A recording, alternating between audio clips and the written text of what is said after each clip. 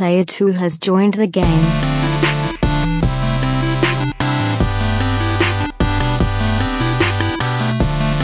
Welcome to another bonus episode of the Two Player Co-op Podcast. You know the rigmarole. I'm Kevin. He's my brother Sean. What's it? My name's Kevin. Oh, yeah, you're drinking out of my mug. Ugly I mug. didn't even notice that. Shout out to Ugly Mug Coffee. We're not going to go through the whole rigmarole. This isn't even on. I don't even know what I'm doing. Thank you guys so much for being patrons. We love you more than we could ever say. Seriously, thank you so much. For this bonus episode, if you couldn't tell by the topic, the title, the subject matter, my eye's twitching. We're not twitching this. But go to twitch.tv/2playercoop. I'm not going to put the thing in because you know the thing. Put that thing down. We're talking about the most emotional moments in video games for us. And I'm going to kick this off. Again, I don't know how long this is going to go. These aren't necessarily going to be like an hour, hour and a half every time. But I'm going to kick this off by saying, of course, I have to start with the ending of Metal Gear Solid 3. No, I mean, yeah. It's not just the ending with Big Boss realizing that he's been duped and doing the salute at the grave of the boss and the tear going down his eye, which shout out to the PS2, shout out to Kojima and Konami, as much as I hate to say that. Like, all the emotion they were able to show in that scene on the PS2 is amazing. Are we recording? Yeah. It's just amazing. And okay.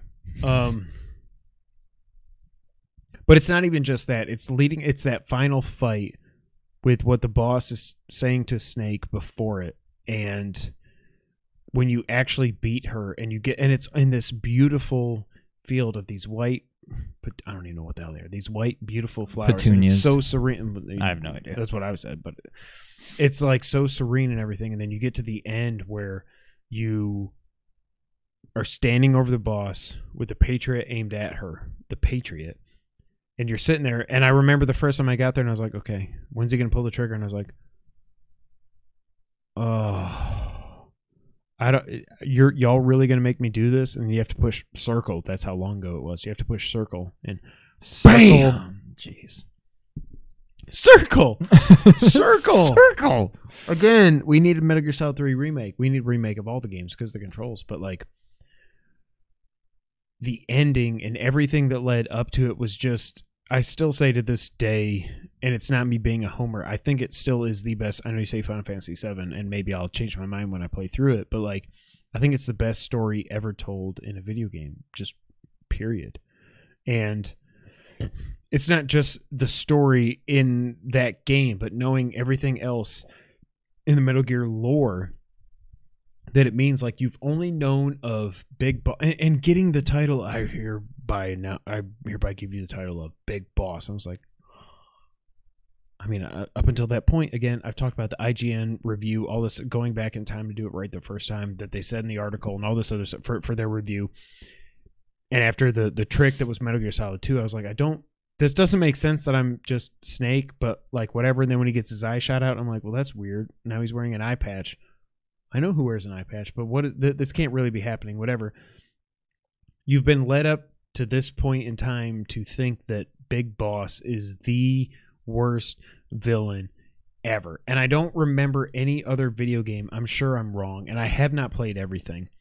But up to that point where it was like, the bad guy isn't necessarily just a bad guy. But this showed it so absolutely perfectly that it will stick with me.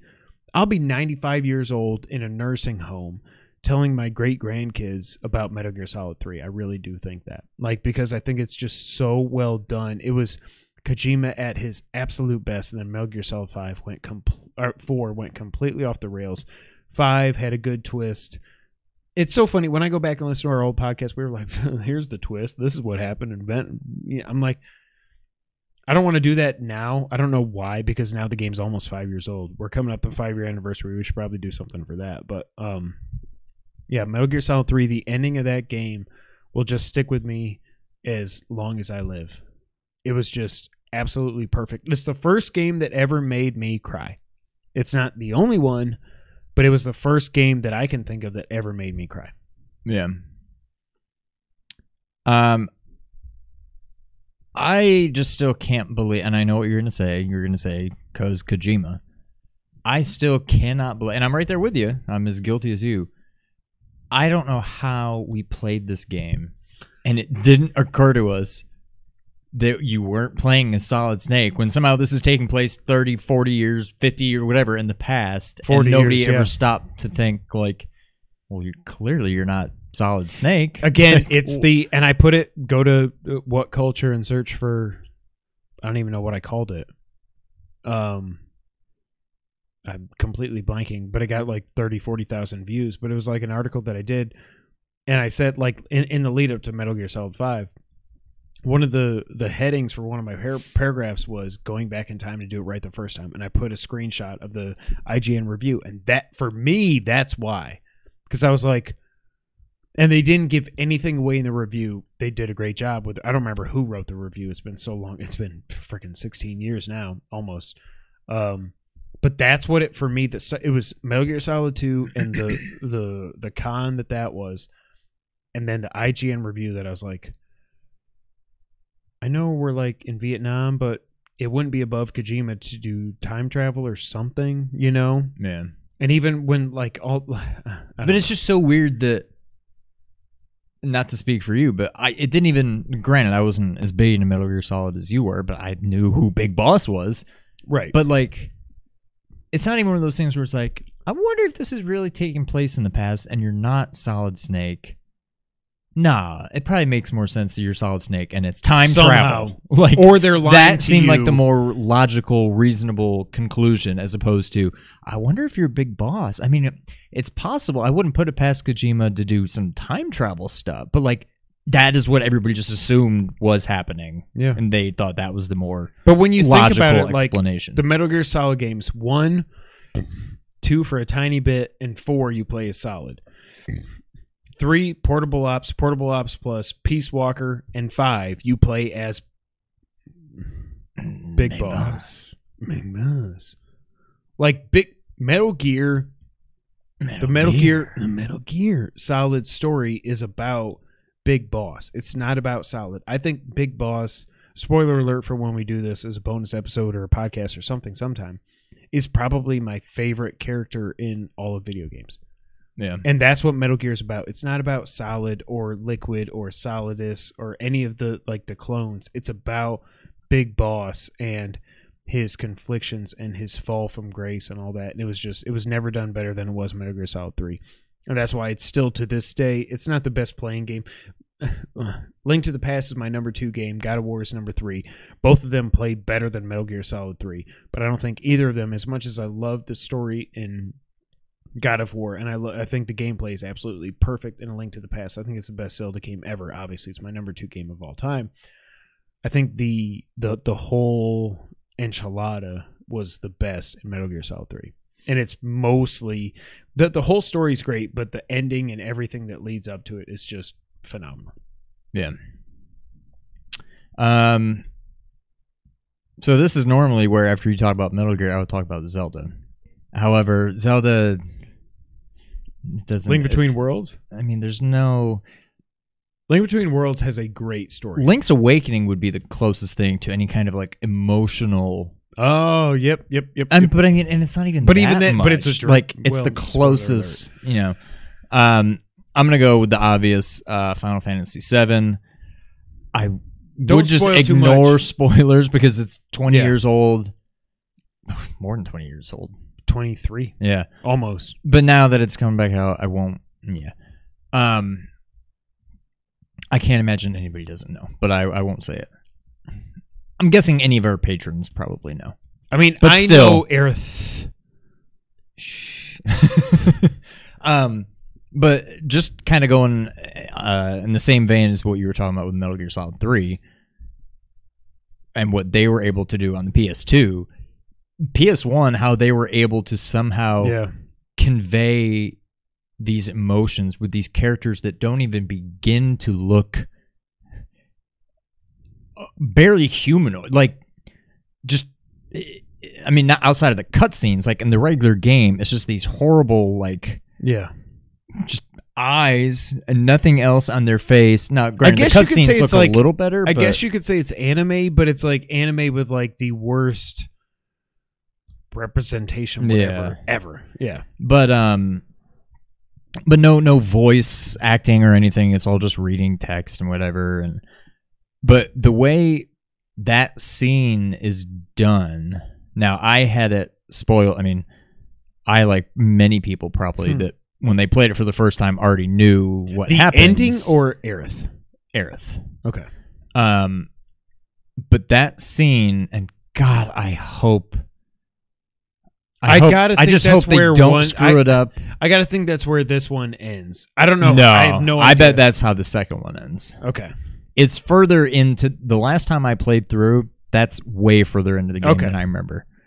I bet that's the end of episode 2. I bet episode 1 is getting out of Midgar. I think episode 2 is the ending, and then 3 is the rest of it. They're never. And holy crap! This stupid game. After that, it's like nonstop. It's crazy the rest of the way. But that scene is like super emotional, and I think what it is, I think a big part of it, because there's nothing else to go by auditorially. I don't know if that's a word. The music is like perfect, and the way it syncs up with what you're watching, the doom doom doom, Sephiroth, doom doom doom, doom, and if you've seen it, you know I cannot wait for this freaking game. Oh my god! But like the music is like perfect, and God, I can't really talk about it without giving anything away. But like, I mean, I know what happens. Yeah, I know. I get. Well, okay. But Cloud's portion when he, out of the water. Well, like in the water, and it just okay, right. I can't wait to see how they do it, dang it. on the remake, but and just to expand on that a little bit more, like I think I said on last week's pod, I don't know when this is going out, but episode 169, I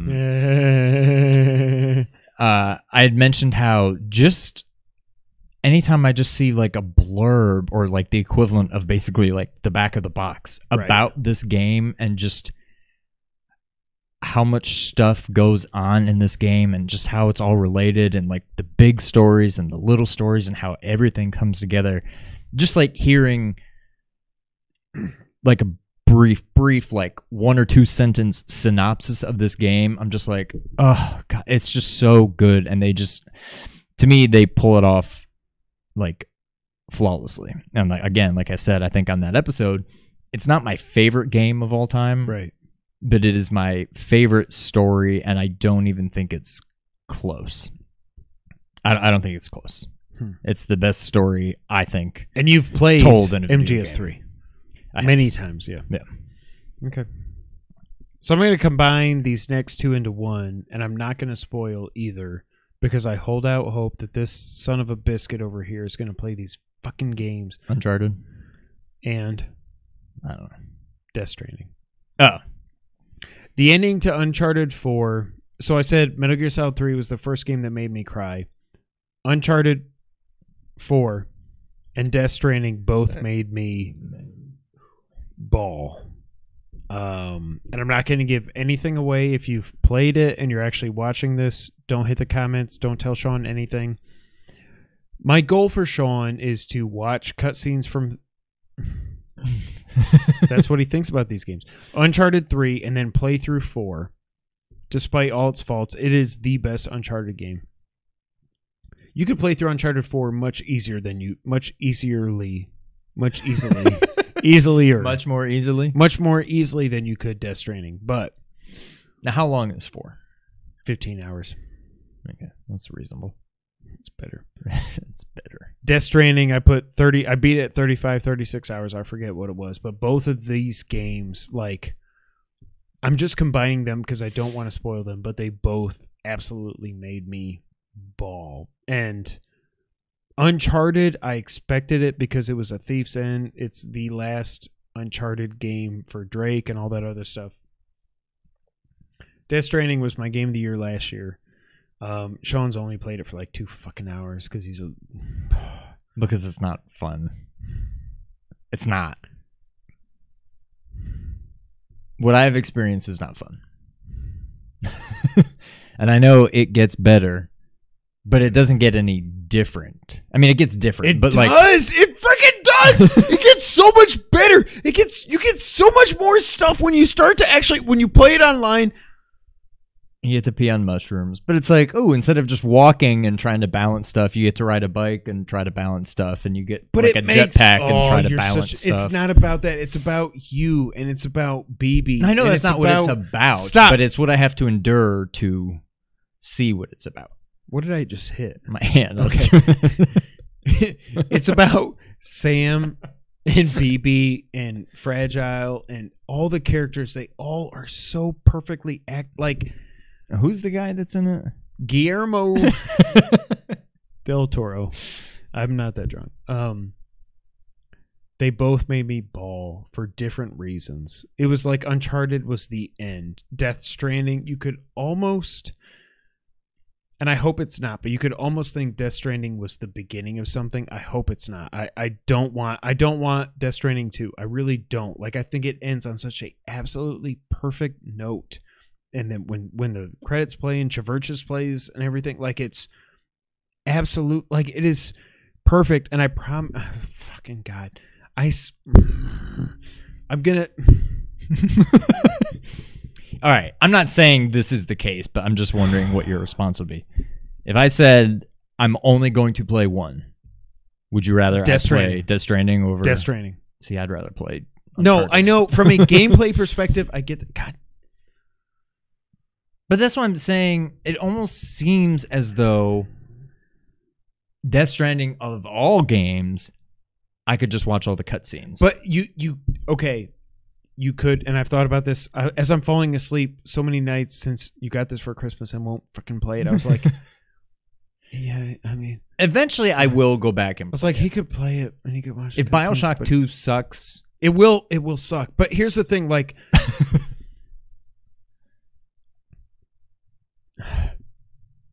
All things being equal, you could watch all the cutscenes for Death Stranding, but you won't get like if you didn't know who Big Boss was portrayed to be before Metal Gear Solid 3, and you didn't go through all Metal Gear Solid 3 and all his relationship with the boss and getting his eye shot out and all this other stuff. Like if you just watch cuts, it'd be like, oh, that's Big Boss in that game. That's weird. Like. You don't get the full gravity of it. And Uncharted,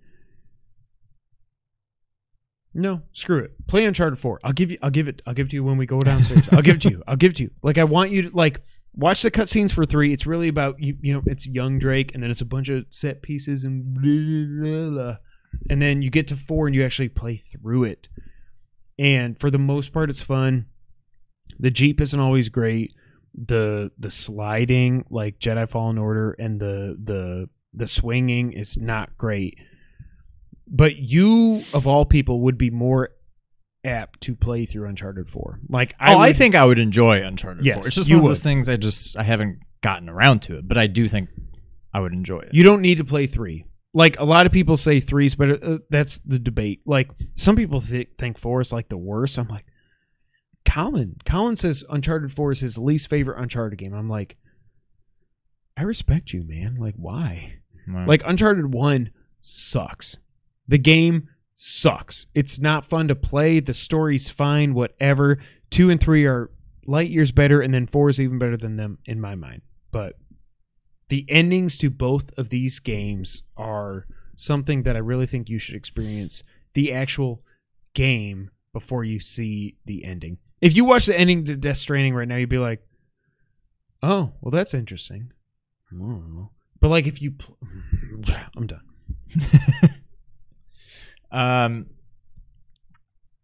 So my next one I want to talk about... I think we've definitely got maybe... The only other two I have to talk about, I can't imagine you wouldn't have both on your list. All right, let's go. I know what they are.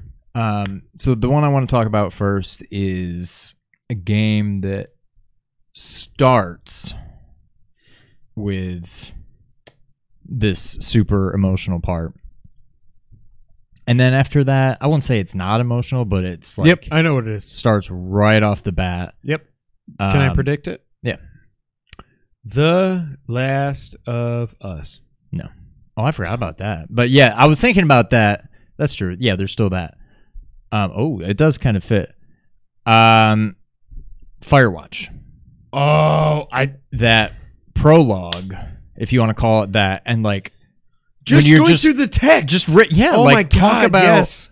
I mean, I'm just talking about what Final Fantasy 1 pulled off with the Final Fantasy 7. I was like, no, on you didn't talk about on that. PS1 with the crappy graph. I mean, I didn't know we were talking about Final Fantasy in the NES.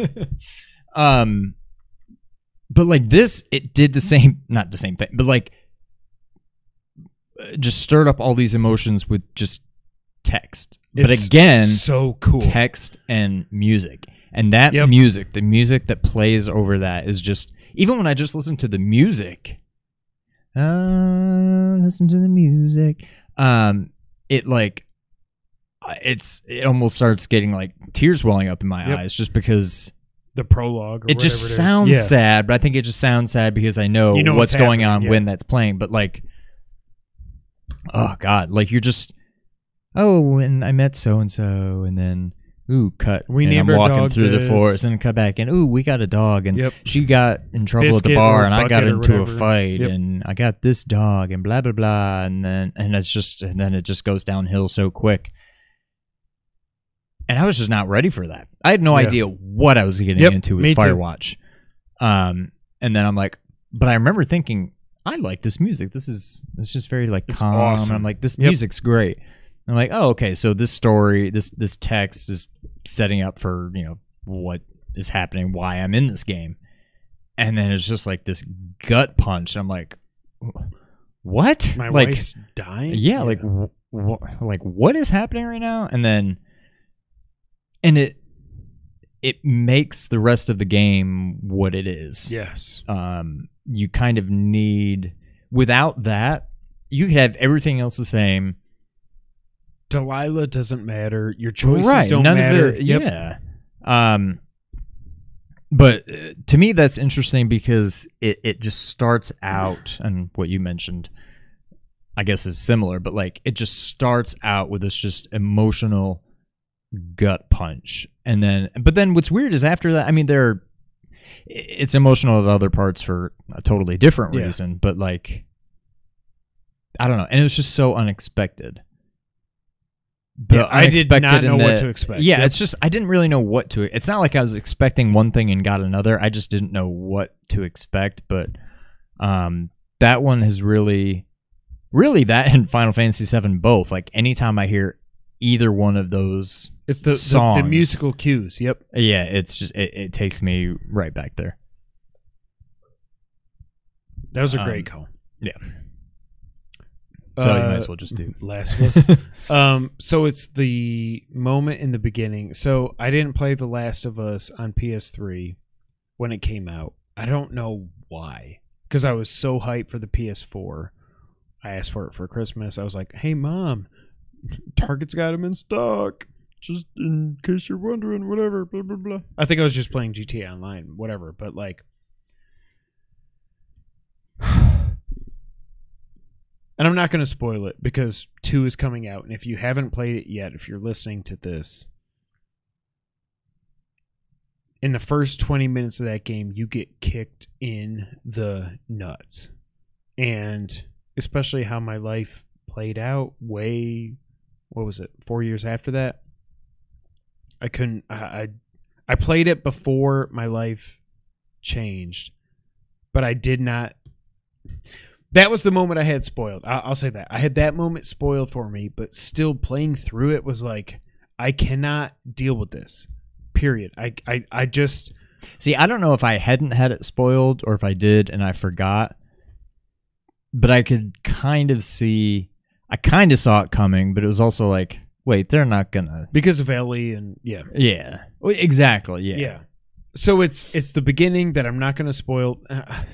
I feel like we should just say the hell with spoilers in these episodes, but whatever. But the opening 20 minutes is such a great introduction to that world, but then you have the frickin', like you said, gut punch, or like I would say a nut punch of what happens in those first 20 minutes that it just knocks you for a loop. And then there's the ending, and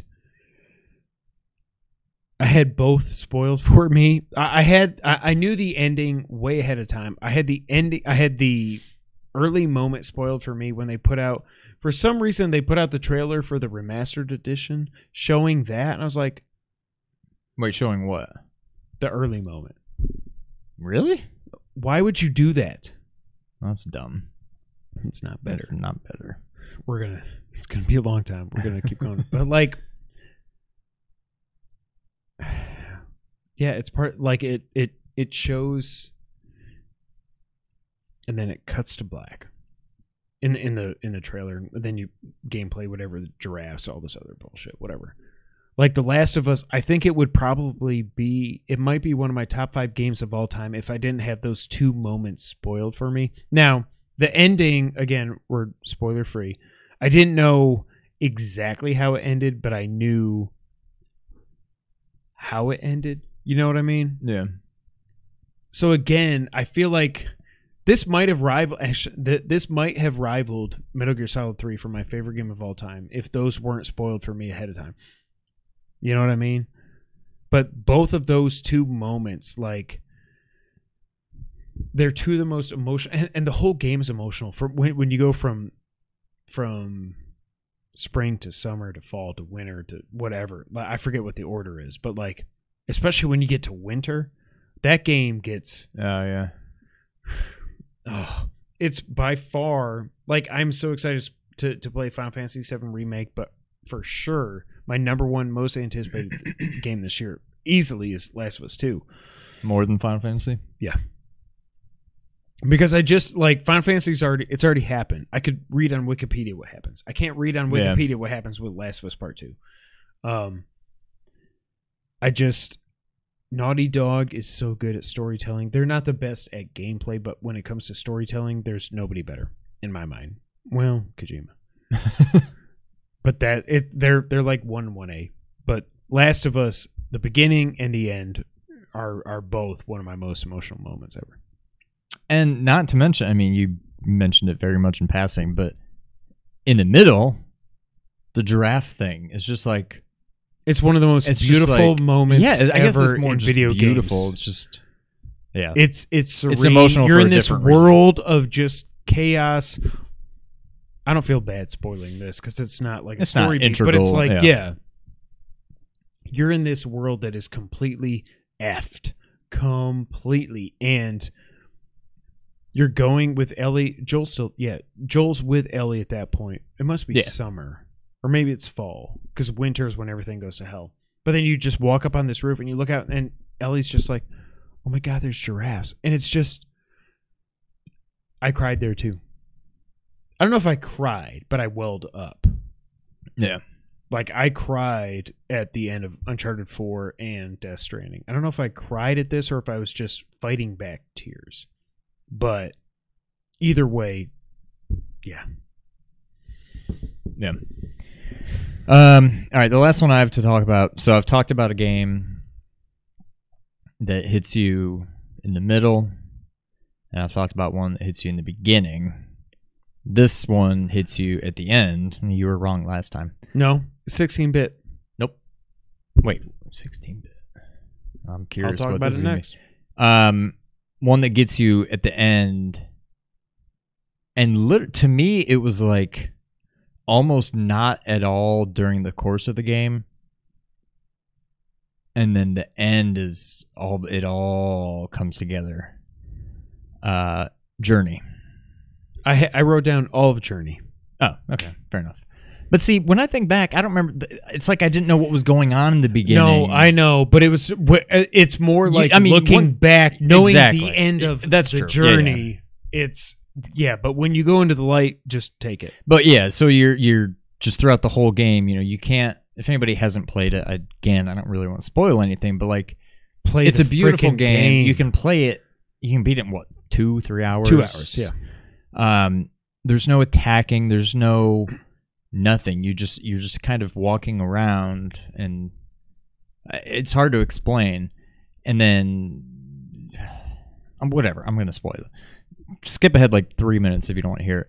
I don't think it doesn't take. It's not like no, it's it takes nothing surprise. away. Yep. You have to experience. You know it, but what like, journey you're on. Yeah. so at the end, you're progressively as the game goes on. First of all, it's just so cool seeing like the mountain like in the distance where you're going, and as you go through this game, you can see it, and it's gradually getting closer and closer. And then you get there, and you're going up the mountain, and it's just cold and brutal and snowy and windy, and you're just like getting beaten away down to the point where like you're holding the stick I need to play all the way forward. I need to play this game, and you're just like basically like on your last breath, and you're just like almost just like crawling. And but it's when it all hits barely you, like move. When you realize what's happening, and it's like an allegory for your life, and it's like. And like and then the end, it's just this joyous experience, but at the same time, it's just so, it's so emotional, but in a, what's the word? It's somber. What's the word that means like happy, but also sad? Bittersweet symphony. Bittersweet. It's like a bittersweet kind of thing where like I guess it's not even bittersweet. It's just sweet. I don't know. It's beautiful. But it also it makes you reflect on your own humanity. Like, well, that's what I was gonna say. Like anybody, anybody, unless you're a child listening to this, which you shouldn't be. Yeah, you've dealt with death. You know people in your life, people that have been close to you that you've lost, and it all just kind of comes together in this one moment, and it's just. I can't even really explain it, but it's almost it's one of those games you have to play. Take 2 hours and $10 out of your time, and play through it. Period. Yeah. I don't know. I need to play through that again too, because it's been forever. It's one of those games. Like, I think I should only play through it once, but I'm like, every time I think about this game, I'm like, no, I need to experience this again. Yeah. All right, I got a couple more. Okay. I'm surprised this was not on your list. I probably forgot about it. Super Metroid. Oh, that's a good one. The game is 26 years old at this point. I'm going to spoil it. I do not care.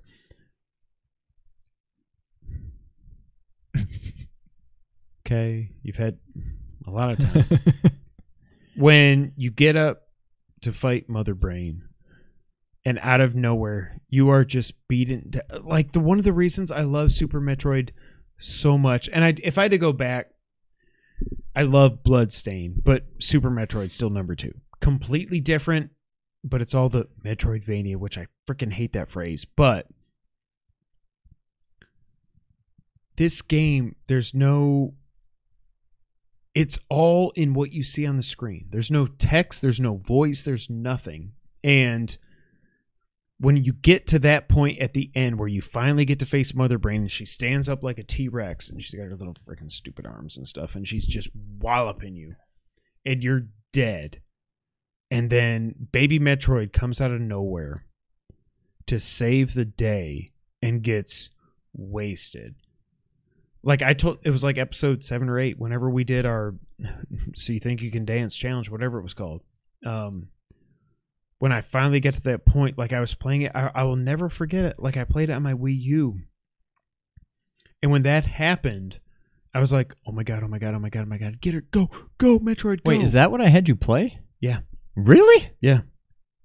Ocarina and Chrono were your like 1A and 1B. I had forgotten that you had not played that game, or at least played it through. But I'm so thankful for it, because I'll never forget it. And like I remember when Mother Brain broke free. I can't remember exactly how it happens, but she breaks free, whatever, she kills Baby Metroid. Like I stood up out of my chair. It was still in the corner by the windows, and I was like I yelled out loud, no. Like, this is a 16-bit game that at that point was 20 years old, with no text, no voice acting, nothing. But you got the gravity of the situation. And you're getting emotional over like a giant brain shooting a laser beam at a flying jellyfish, and you're like, no. Like I was like, no, but then it's just it's storytelling. Like this is why it makes me so mad that we've gotten so few 2D Metroid games since then, and we got more on GBA than anything else. But it was like, it's the you're so heartbroken when baby Metroid dies, but then you're so powered when you're just like, I'm going to fucking fry you with the heat of 1,000 suns. And when you come back, when you stand up and Samus, and you've got the freaking super rainbow gun, whatever it's called, and she's just and Mother Brain's like, I'm like, you son of a Brit. Like, there's never, like, I love Zelda and Mario and everything from the 16-bit era, but there's been nothing that conveyed emotion like Super Metroid did. No, period. Not but even before close. You got to cutscenes and voice acting and all that, there's nothing that's even close. And that scene, I'm actually, like I said, I'm actually glad I played it so late in my life, because it sticks with me even more. Like I will never forget playing my stupid, shitty Wii U, but I had that moment where, like, I was broken by baby Metroid dying, and then like the rejuvenation you get and everything when you get the rainbow power or whatever, and it's unlike anything. It'll never be duplicated. It really won't, because you can't go back to a time when video games were so simple, quote unquote, as they were in the 8 to 16-bit era. Like, you just can't. And that game told stories so well, and it was just, God, I will never, ever, ever, ever forget that moment. Yeah, that was one of a few. I mean, I guess I played it. I mean, I probably saw that moment. See, I don't think I ever. That's the other thing. I never had it spoiled for me. I don't know. I'm shocked. How? Yeah. Because I don't know that I ever, like, I know Randy and Samantha had it. Yeah. Brent had it. And so I don't think I'd ever played from start to finish that game until well after the fact, and probably some illegal manners. But I had seen that part. I had finished the game. I don't know if that game, I can't remember if the game had like passwords. Somehow I had seen the end of the game. Maybe I just used one of their saves or something. So I had seen the ending of the game and I knew what happened. But yeah, it's one of those things. I think it would have hit me a lot harder if I was older and wiser, you know, to appreciate what was going on. But yeah, it's a super powerful ending. Made all that much more better, like you were saying, by the fact that you're like super powered after it.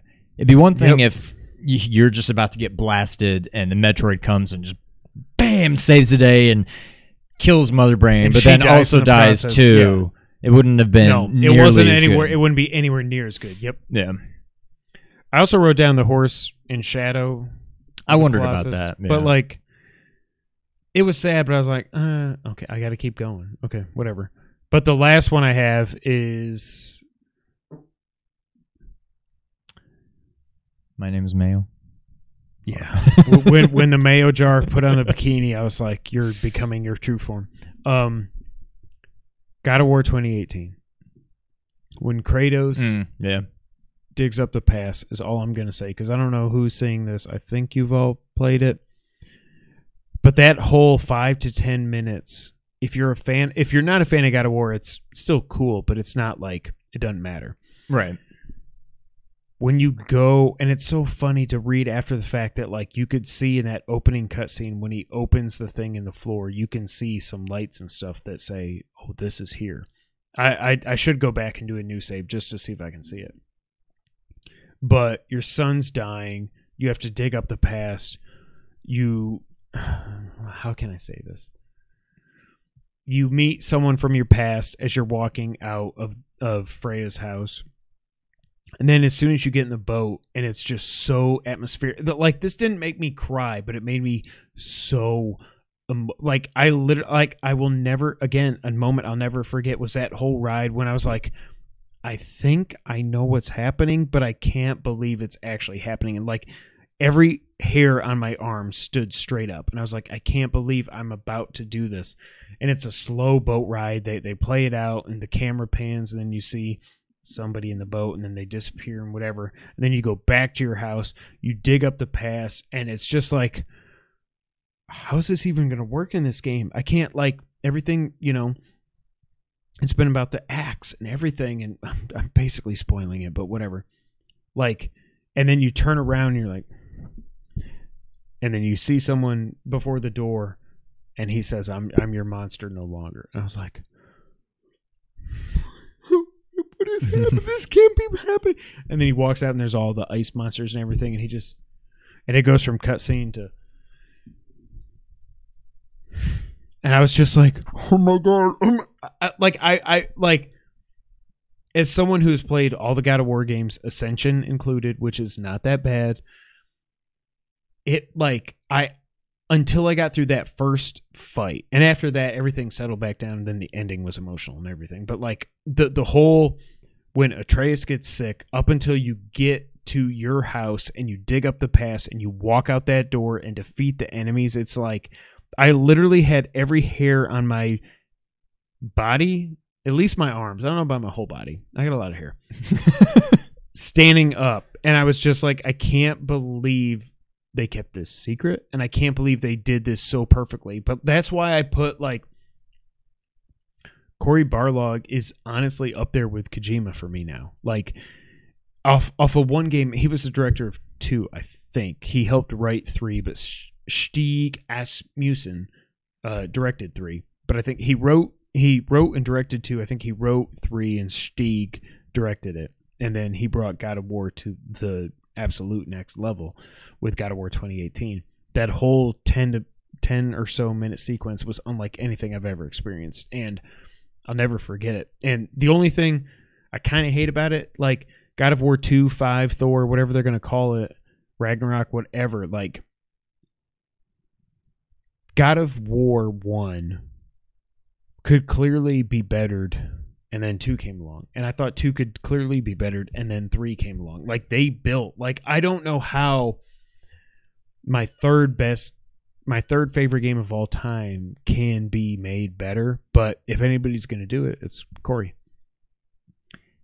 Yeah. What did you think going through that? Like, you liked the God of War games. You didn't play all of them, like the PSP games and Ascension and everything like I did. But what did you think going through when you got to that sequence? What did you think? I mean, kind of like you, right up until it happened, I didn't really know. I'm like, this has to be it, right? But I'm also like, I don't know. This doesn't make sense. They're not. It doesn't work in this style of game. So I didn't know. Maybe it was just going to be a cutscene. Maybe I didn't know that you get to actually have use, you know. So I wasn't really sure. I figured it was something along those lines, but at the same time, it was almost, honestly, kind of weird, but to bring it back to Firewatch, it was almost like at the end of Firewatch, I'm like, oh, am I going to get to see Delilah? Yeah. No, there's no way. But maybe. But probably not. And sure enough, I ended up being right. It was kind of the same way with this, except I was wrong this time. Where I'm like, I guess it's a possibility, but there's no way that they would actually do it because they're trying to, you know, distance themselves, and it just doesn't feel like it would work. But then they did, and it freaking worked. It did, yeah. That was awesome.